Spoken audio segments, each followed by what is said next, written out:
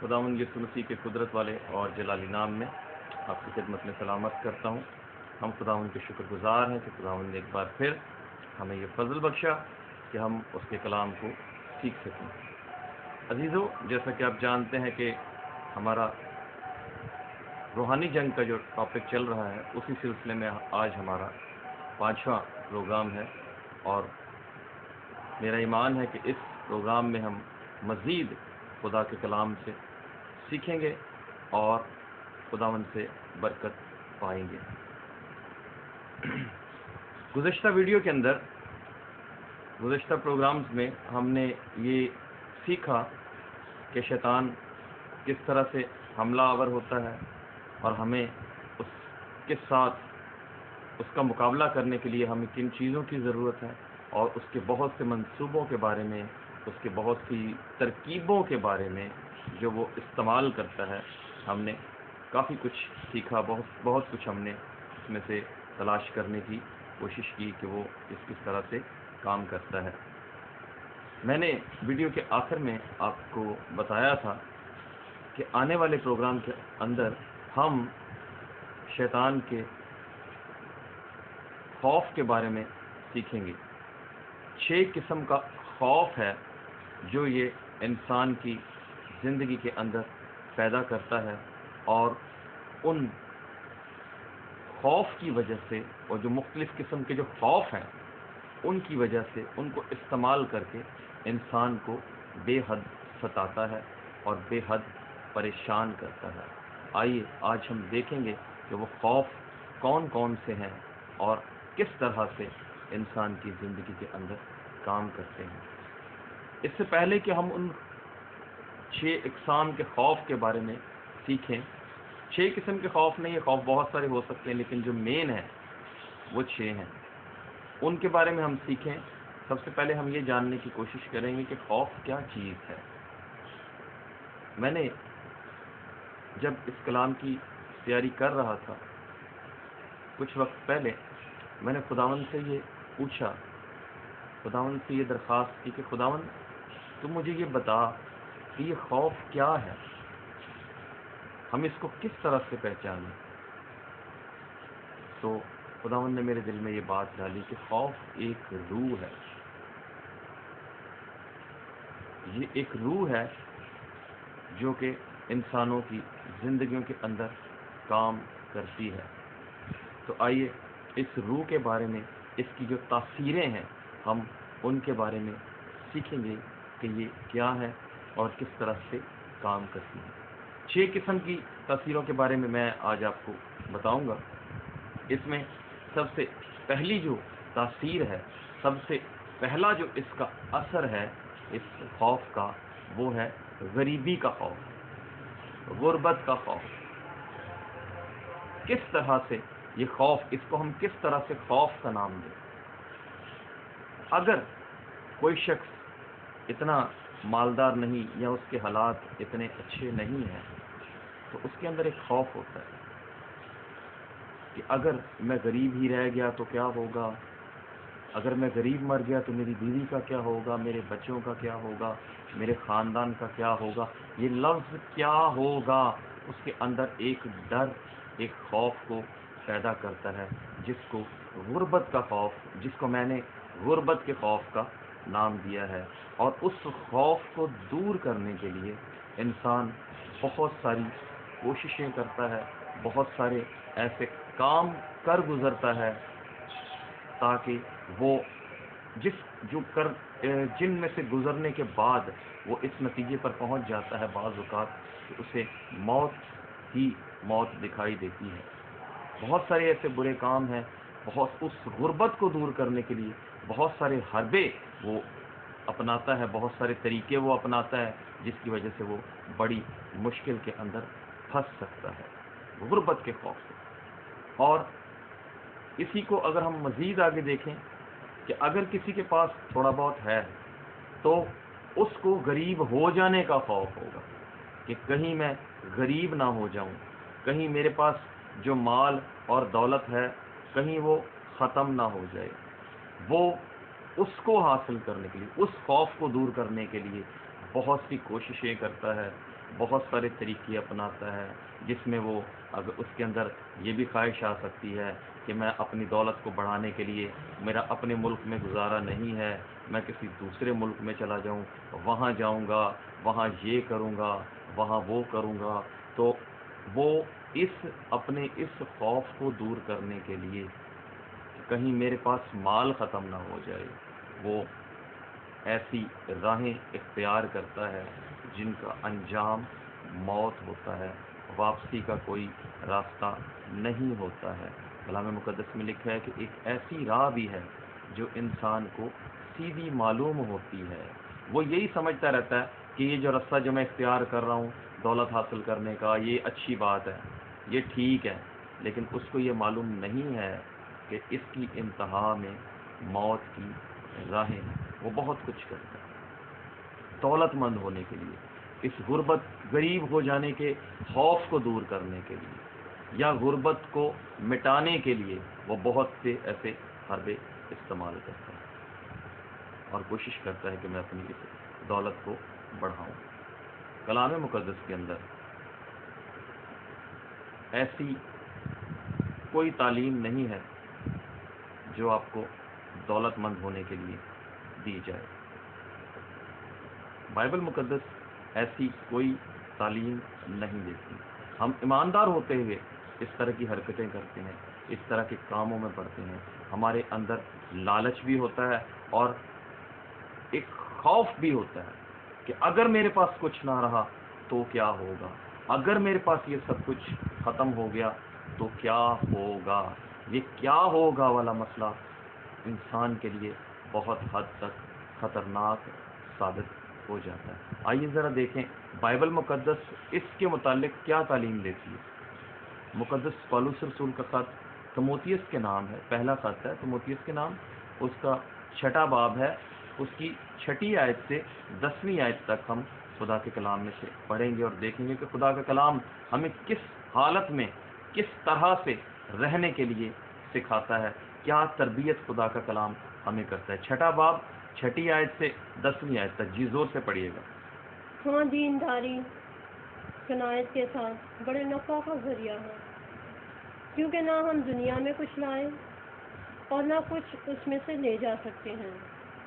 بس اگر ہمارے پاس کھانے پہننے کو ہے تو اسی پر قناعت کریں، لیکن جو دولت مند ہونا چاہتے ہیں وہ ایسے آزمائش اور کھندے اور بہت سی بیہودہ اور نقصان پہنچانے والی خواہشوں میں پھنستے ہیں، اور جو آدمیوں کی تباہی اور ہلاکت کے دریا میں غرق کر دیتی ہے، کیونکہ زر کی دوستی ہر قسم کی برائی کی جڑ ہے، جس کی آرزو میں بعض نے ایمان سے گمراہ ہو کر اپنے دلوں کو طرح طرح کے غموں سے چھلنی کر لیا۔ Thank you. یہاں پر دیکھیے، یہ میں نے نہیں کہا، بائبل یہ کہتی ہے کہ جو دولت مند ہونا چاہتے ہیں وہ اپنے آپ کو پھندے میں پھنساتے ہیں۔ اگر میرے پاس کچھ نہ رہا تو کیا ہوگا۔ بائبل کیا کہتی ہے کہ اگر ہمارے پاس کھانے کو پہننے کو ہے تو اسی پر قناعت کریں۔ بائبل مقدس قناعت کی تعلیم دیتی ہے۔ بائبل مقدس خدا جو کچھ آپ کے پاس ہے، آپ کے پاس کھانے کو پینے کو پہننے کو جو کچھ ہے، بائبل یہ کہتی ہے آپ اس پر قناعت کریں۔ آپ کو دولت حاصل کرنے کے لیے خدا کا کلام تربیت نہیں دیتا، اور نہ خدا یہ وعدہ کرتا ہے کہ اگر تم میرے ساتھ چلو گے تو میں تمہیں ساری دنیا کی دولت دے دوں گا، ساری دنیا کی شہرت میں تمہیں دے دوں گا۔ بائبل کے اندر ایسا کوئی وعدہ نہیں ہے۔ خدا ہمیں امیر بنانے کا وعدہ نہیں کرتا ہے، خدا ہماری ضرورتوں کو پورا کرنے کا وعدہ کرتا ہے۔ خدا اپنے کلام میں فرماتا ہے کہ شیر ببر کے بچے تو بھوکے سو سکتے ہیں، بھوکے رہ سکتے ہیں، لیکن خداوند کے طالب کسی چیز کے محتاج نہ ہوں گے۔ خدا ہمیں کسی کا محتاج ہونے نہیں دیتا ہے، لیکن وہ ہمیں ڈھیروں ڈھیر دولت دینے کا نہ وعدہ کرتا ہے اور نہ ہی ہمارے دل کے اندر کوئی ایسی ترکیب ڈالتا ہے کہ ہم ایسے کام کرنے شروع کر دیں جو اس کے کلام کے مطابق نہیں، اور دولت مند ہونا شروع ہو جائیں، اپنے آپ کو دولت مند بنائیں۔ خدا ہم سے یہ کہتا ہے کہ ہم قناعت کریں، جتنا اس نے دیا ہے اسی میں اس کا شکر ادا کریں، اسی حد میں رہتے ہوئے خداوند کا شکر ادا کریں اور اس کے ساتھ چلیں۔ وہ ہمیں یہ نہیں کہتا کہ آپ دولت مند بنو، لکھا ہے کہ زر کی دوستی ہر طرح کی برائی کی جڑ ہے۔ جب ہم دولت کے ساتھ دوستی کرتے ہیں، جب ہم پیسے کو اپنا دوست بناتے ہیں، اس کو حاصل کرنے کے لیے نکلتے ہیں، تو یہ ہر طرح کی برائی کرنے پر ہمیں مجبور کرے گا۔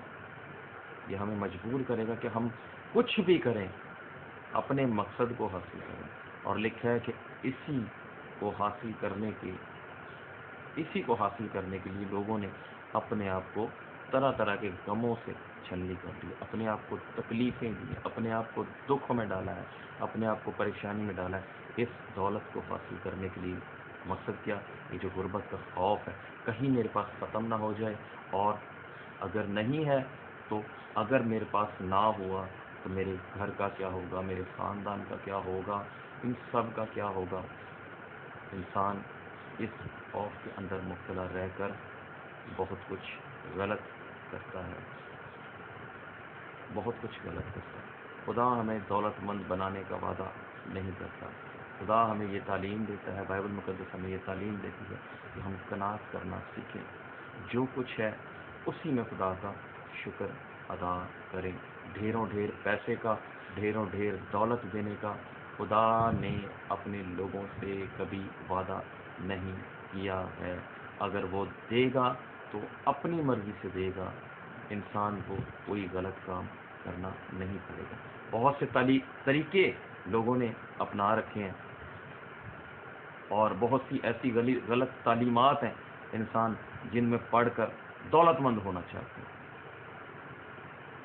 میرا آج کا جو موضوع ہے وہ دولت پر نہیں ہے، نہ دینے پر ہے، لیکن پھر بھی میں آپ کو اس تعلیم سے آگاہ کرنا چاہتا ہوں جو یہ تعلیم دیتے ہیں اگر آپ خدا کو 10 روپے دو گے تو وہ آپ کو 20 روپے دے گا، اگر آپ اس کو 100 دو گے تو آپ کو 1000 دے گا، وہ آپ کی چیز کو 10 گنا بڑھائے گا۔ اگر آپ خدا کو 10,000 دو گے تو وہ آپ کو 1,00,000 دے گا۔ یہ بائبل کی تعلیم نہیں ہے۔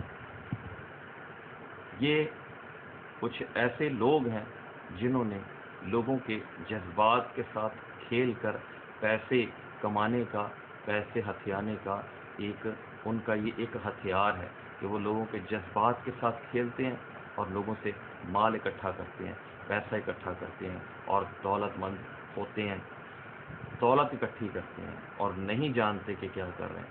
بائبل مقدس کے اندر خدا ہماری ضرورتوں کو پورا کرنے کا وعدہ کرتا ہے، وہ ہمیں کثرت سے دینے کا وعدہ کرتا ہے، لیکن یہ کہیں بھی یہ تعلیم نہیں ہے کہ آپ خدا کو اتنا دے دو گے تو وہ آپ کو ڈبل کر دے گا، وہ آپ کو 10 گنا دے دے گا۔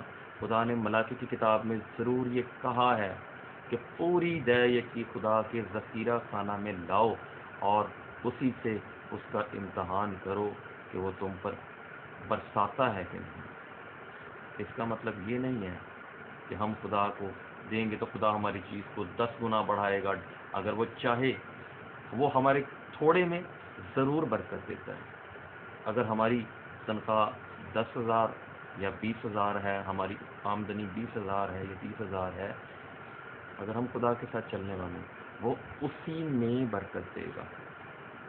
اسی طرح سے جیسے خداوند یسوع مسیح نے 5 روٹیوں اور 2 مچھلیوں کو برکت دی، اسی طرح سے خدا ہمارے تھوڑے سے پیسے کو، تھوڑی سی آمدنی کو بھی بڑھائے گا۔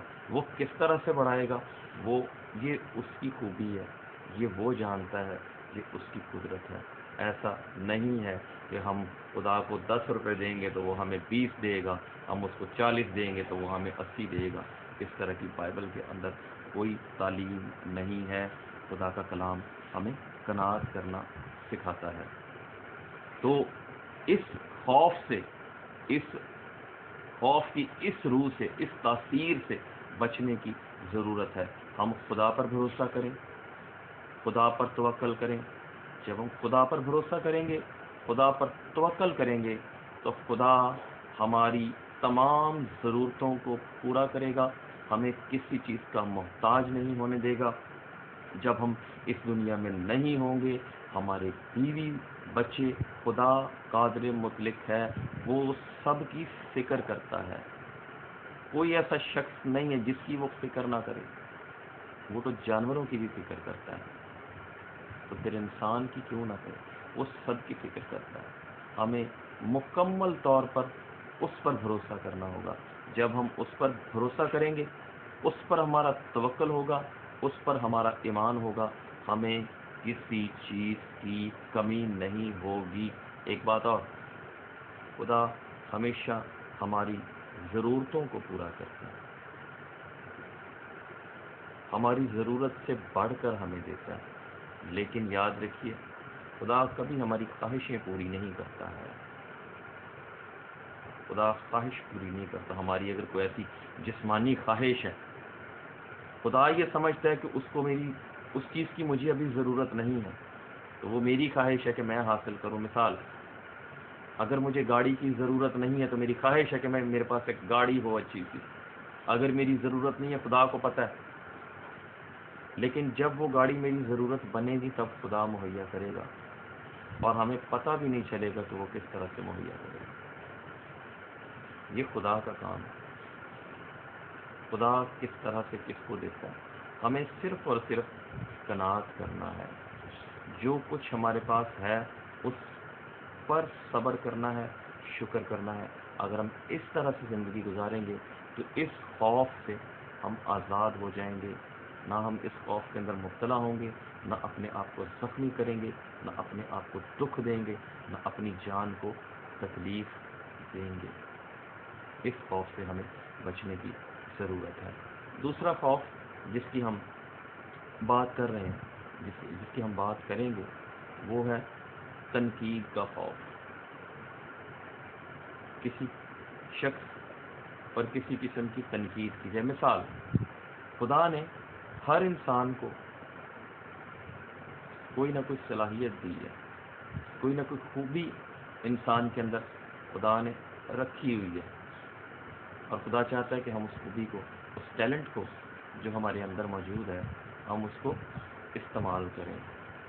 لیکن جب ہم اس کو استعمال، ہمیں معلوم ہے کہ ہم یہ کر سکتے ہیں، ہمارے اندر یہ ٹیلنٹ ہے، لیکن جب ہم اس کو استعمال کرنے لگتے ہیں، ایک روح، ایک خوف ہماری زندگی کے اندر آتا ہے کہ یار اگر میں یہ کروں گا تو دوسرا مجھ پر تنقید کرے گا، وہ مجھ پر تنقید کرے گا تو یہ ایسے نہیں ہے، اس طرح سے ہونا چاہیے تھا، وہ تنقید کرے گا، اور اس تنقید کے خوف سے ہم اس کام کو کر نہیں پاتے۔ وہ ٹیلنٹ ہمارے اندر ہی رہ جاتا ہے، کہیں کھو جاتا ہے، اور ہماری زندگی جو ہے وہ اسی طرح سے گزر جاتی ہے۔ خدا نے ہر انسان کے اندر کوئی نہ کوئی خوبی رکھی ہے۔ خدا نے انسان کو اپنی صورت اور اپنی شبیہ پر پیدا کیا ہے۔ اس کا مطلب یہ ہے کہ خدا نے ہمیں، ہمارے اندر اپنی خصوصیات، بہت ایسی خصوصیات جو ہمارے اندر اور خدا کے اندر مشترک ہیں، صورت اور شبیہ پر پیدا کیا ہے۔ خدا نے انسان کو اپنی صورت اور شبیہ، خدا نے انسان کو، ہر انسان کے اندر کوئی نہ کوئی خوبی رکھی ہے۔ کس کے لیے؟ اپنے جلال کے لیے، تاکہ وہ خوبی خدا کا جلال ظاہر کرے۔ لیکن تنقید کا خوف، رد کیے جانے کا خوف، یار وہ میرے بارے میں ایسا کہے گا، وہ اس کو قبول نہیں کرے گا، پتہ نہیں میں یہ بات کروں گا تو وہ اس کے بارے میں کیا کہیں گے، اس کو میں نہیں کرتا۔ ایک واقعہ آپ کو میں بتاتا ہوں، کسی خادم نے بتایا کافی سال پہلے۔ اس نے کہا، خدا کے روح نے مجھ سے سوال کیا کہ دنیا کی امیر ترین جگہ کون سی ہے؟ اس نے بہت ساری جگہوں کے نام لیے، افریقہ کا نام لیا، شاید اور بھی بہت، امریکہ کا نام لیا، بہت ساری جگہوں کے اس نے نام لیے۔ خدا کے روح نے کہا، نہیں، یہ امیر ترین جگہیں نہیں ہیں جن کے تو نام لے رہا ہے۔ پھر اس نے کہا، خداوند تو ہی بتا کہ دنیا کی سب سے امیر ترین جگہ کون سی ہے؟ جانتے ہیں خدا نے کیا جواب دیا؟ قبرستان۔ وہ شخص حیران ہو گیا، خداوند قبرستان کیسے ایک امیر ترین جگہ ہو سکتی ہے؟ خدا نے اس سے یہ کہا کہ قبرستان جو ہے دنیا کی امیر ترین جگہ ہے۔ وہ کہتا کس طرح سے؟ وہاں پر تو کھوپڑیاں ہیں پڑی ہوئی، ہڈیاں پڑی ہوئی ہیں اور لاشیں ہیں، وہاں سے بدبو آتی ہے، مٹی ہے وہاں پر، تو خداوند وہ جگہ کیسے امیر ترین ہو سکتی ہے؟ خداوند نے اس سے کہا کہ یہ قبرستان امیر ترین جگہ اس لیے ہے، یہاں بہت سے ایسے لوگ دفن ہیں جن کے اندر میں نے ڈھیروں خوبیاں رکھی، بہت سے ٹیلنٹ رکھے، وہ بہت کچھ کر سکتے تھے، لیکن کچھ لوگ ایسے ہوتے ہیں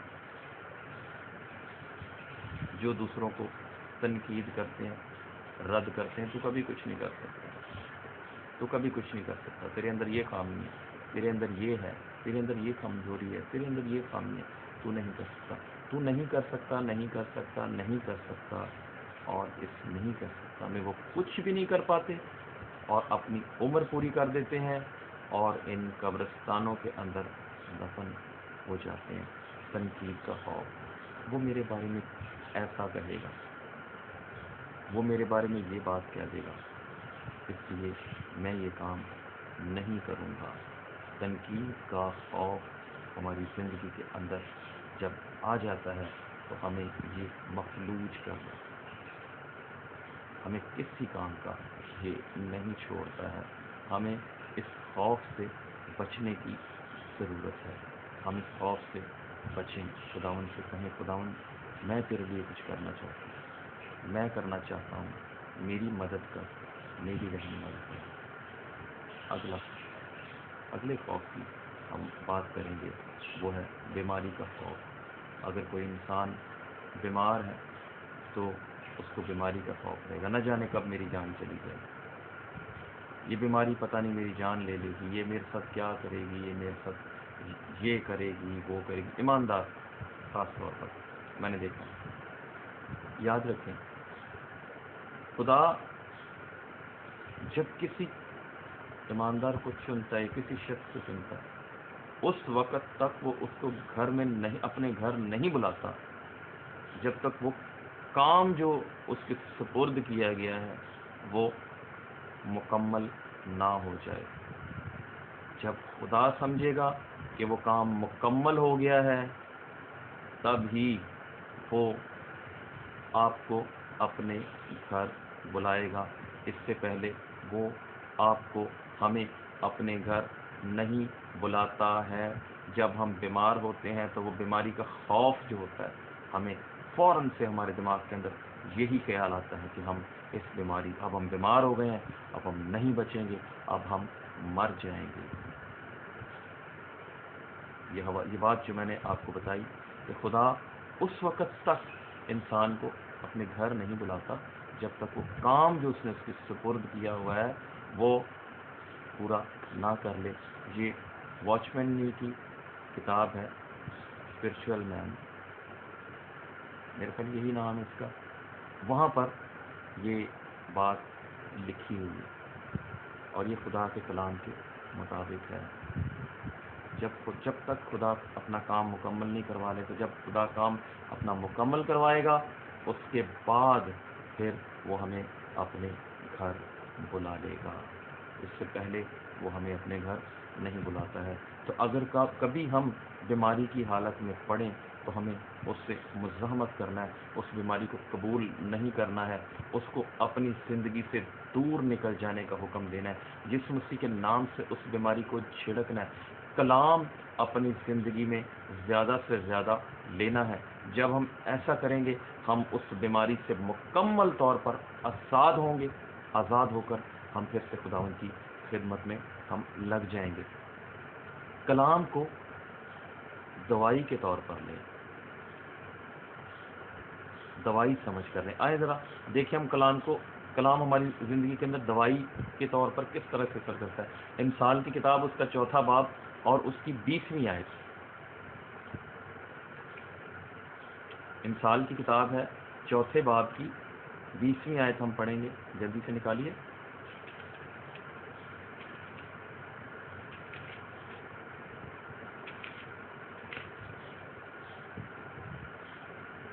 इमसाल 4:20।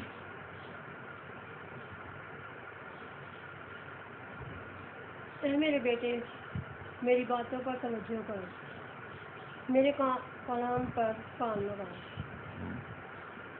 आगे पढ़िए। उसको अपनी आँख से उजड़ न होने दे, उसको अपने दिल में रख, क्योंकि जो उसको पा लेते हैं ये उनकी हयात और उनके सारे जिस्म की सेहत है। जो इसको पा लेते हैं, यहाँ लिखा है जो इसको पा लेते हैं ये उनकी हयात और उनके सारे जिस्म की सेहत है। खुदा के कलाम को मेडिसिन के तौर पर लें, दवाई के तौर पर लें। जब हम खुदा के कलाम को दवाई के तौर पर लेंगे, इस ईमान के साथ पढ़ेंगे कि हम इसको पढ़ने से शिफा पा रहे हैं, हम इसको पढ़ने से शिफा मिलेगी, हम अपनी इस बीमारी से शिफा पा सकते हैं। खुदा हमें शिफा देता है। ज़बूर की किताब में लिखा है कि वो अपने कलाम को नाजिल फरमा कर शिफा देता है। वो अपना कलाम नाजिल फरमाता है, उसके कलाम के अंदर शिफा है। खौफ की ज़रूरत नहीं, डरने की ज़रूरत नहीं। खुदा ने इंसान को जिंदा रहने के लिए पैदा किया है। डरे मत। जब तक वो काम जो खुदा ने आपके सुपुर्द किया हुआ है, जब तक वो मुकम्मल नहीं हो जाता, जब तक वो पूरा नहीं हो जाता, आप नहीं समझ सकते कि वो पूरा हो गया है या नहीं हुआ। ऐसा कभी मत सोचिए कि हाँ यार ये खुदा ने मुझे ये काम दिया था, अब वो पूरा हो गया है तो खुदा शायद आज मुझे उठा लेगा। नहीं, वो काम खुदा को पता है कि किस वक्त पूरा होगा, हमें मालूम नहीं है। तो इस खौफ से आप आज़ाद हो सकते हैं। बाइबल मुकद्दस को, कलाम मुकद्दस को मेडिसिन के तौर पर इस्तेमाल करें और अपनी ज़िंदगियों से खुदा के नाम को इज़्ज़त दें, जलाल दें। शैतान के इस बड़े हथियार सेहत और बीमारी के, कमज़ोर सेहत और बीमारी के खौफ से बचें। बाइबल हमें, खुदा का कलाम हमें इन चीज़ों से बचाता है।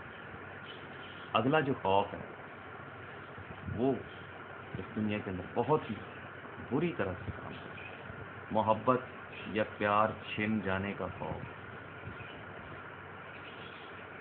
जब इंसान गलत कामों के अंदर पड़ता है,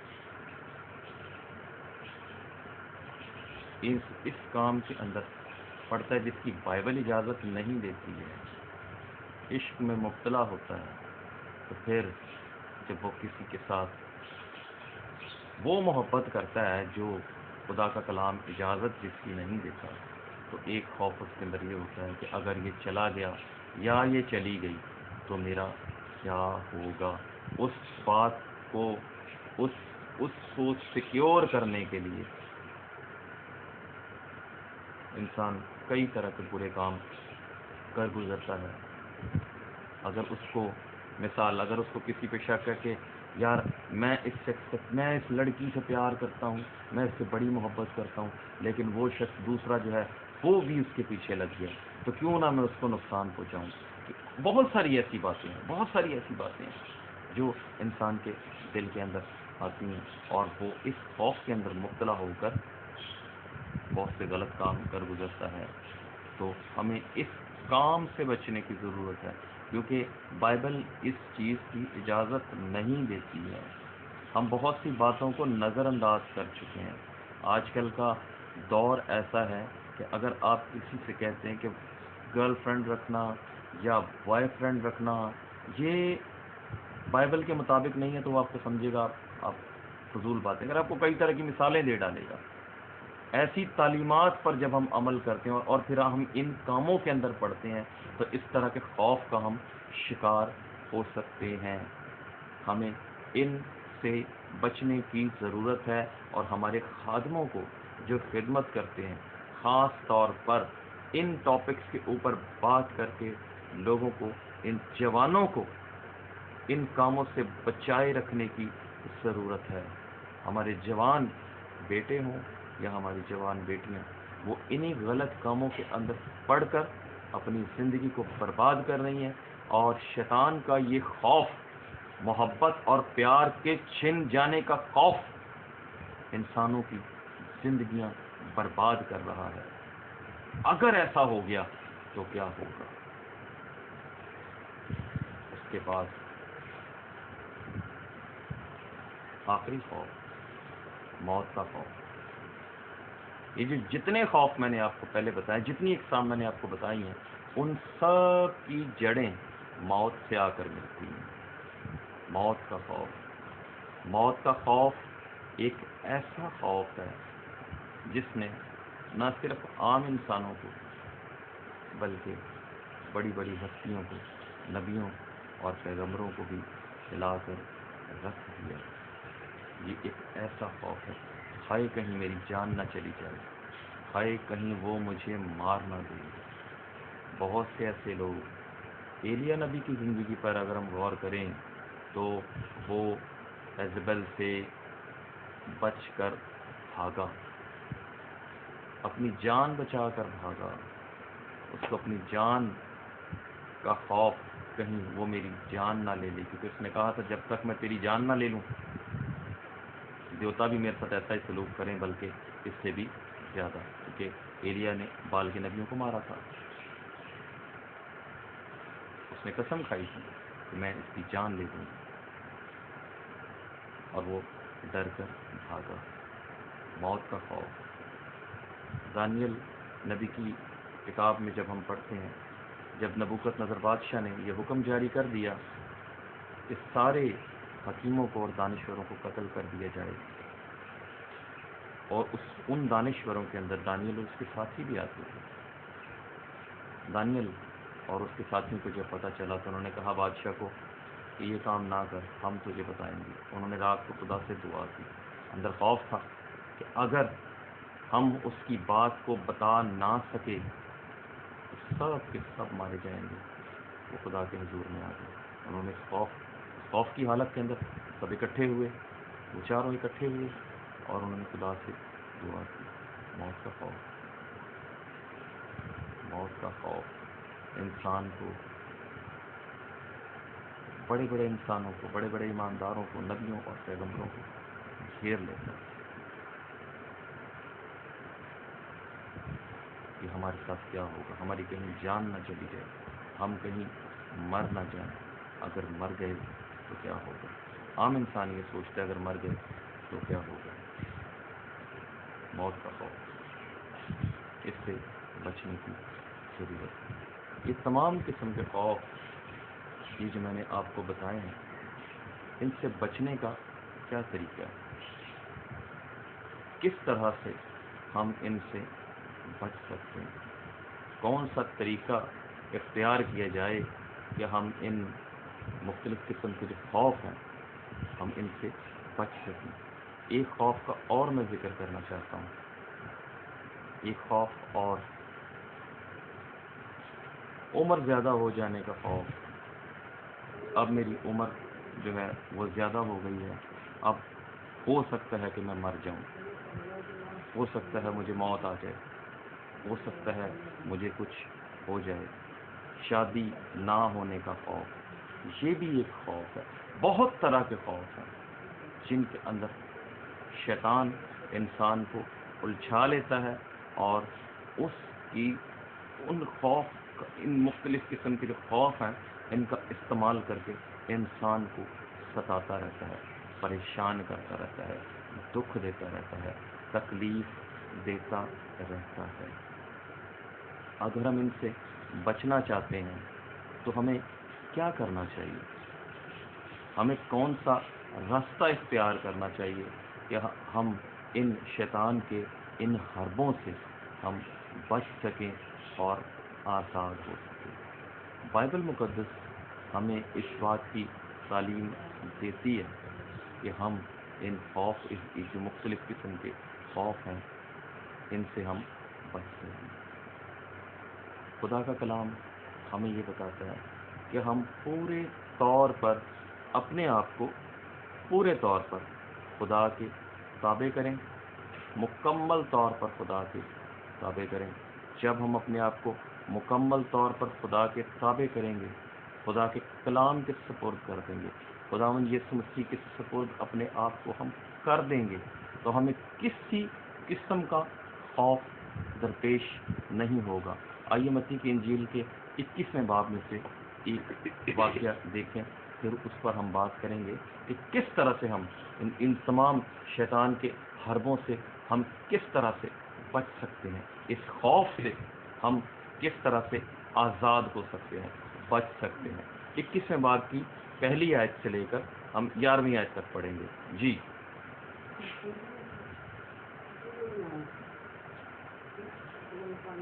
جی حوالہ پڑھیے۔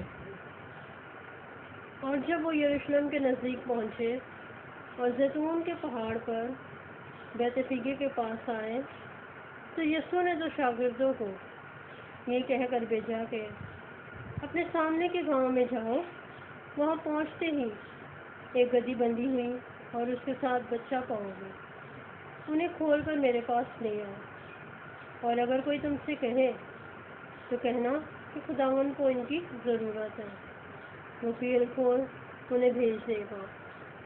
یہ اس لیے ہوا کہ جو نبی کی معرفت کہا گیا تھا وہ پورا ہو کے سیون کی بیٹی سے کہو کہ دیکھ تیرا بادشاہ تیرے پاس آتا ہے، وہ حلیم ہے، وہ گدھے پر سوار ہے، بلکہ لادو کے بچے پر۔ بس شاگردوں نے جا کر جیسا یسوع نے ان کو حکم دیا تھا ویسا ہی کیا۔ Thank you. یہاں پر دیکھیے کون سی آیت تک پڑھا آپ نے اس کو؟ 6 ہے جی، 11ویں آیت تک پڑھیے۔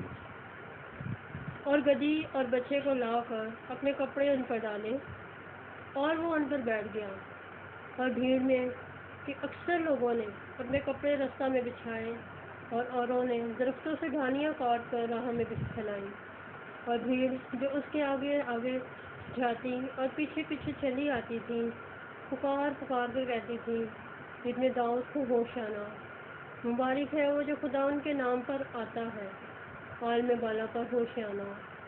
اور جب وہ یروشلم میں داخل ہوا تو سارے شہر میں ہلچل پڑ گئی، اور لوگ کہنے لگے یہ کون ہے؟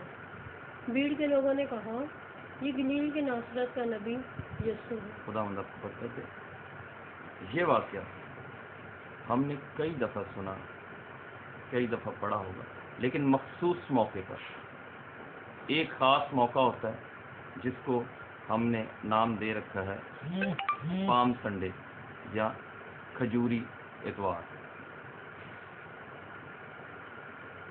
ہم اس حوالے کو صرف انہی دنوں میں پڑھتے ہیں، اسی موقع پر ہم اس کو پڑھتے ہیں، اس کے علاوہ نہ ہمارے پڑھنے میں یہ حوالہ کبھی آتا ہے اور نہ کبھی سننے میں آتا ہے۔ یہاں پر خداوند یسوع مسیح نے اپنے شاگردوں سے کہا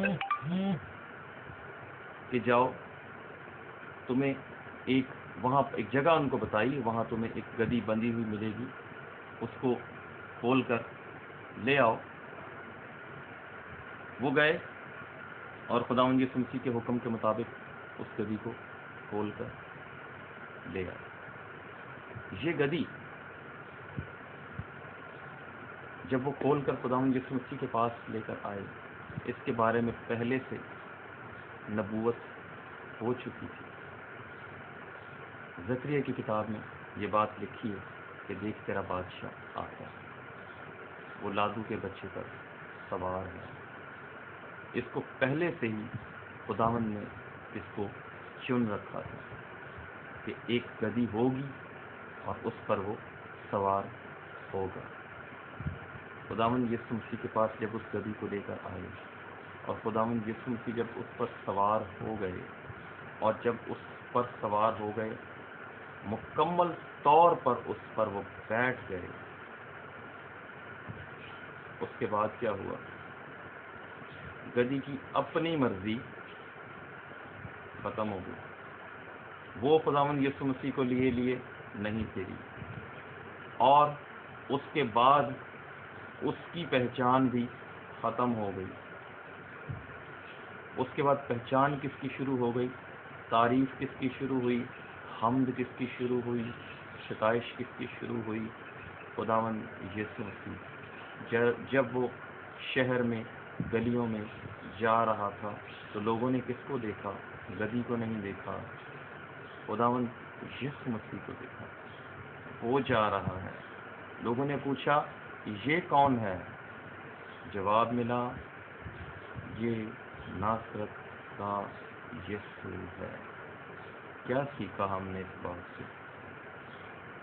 ہم نے اس سے یہ نہیں سیکھا کہ ہم یسوع کے گدھے ہیں۔ عام طور پر یہ تعلیم بہت سارے لوگوں کو میں نے ہم یسوع کے گدھے ہیں۔ ہم یسوع کے گدھے نہیں ہیں۔ یہاں پر جو سیکھنے والی بات ہے وہ یہ ہے کہ جس طرح سے خداوند یسوع مسیح اس گدھی پر سوار ہو گیا اور اس نے اس پر سوار ہو کر اس کا مکمل کنٹرول اپنے ہاتھ میں کیا، اور پھر وہ اس کو اپنی مرضی سے اس نے چلانا شروع کیا، اور جہاں کہیں وہ جاتا تھا وہ جاتی تھی، اور اس کا ذکر پھر نہیں ملتا۔ وہ شہر میں گیا، وہ جہاں کہیں بھی گیا،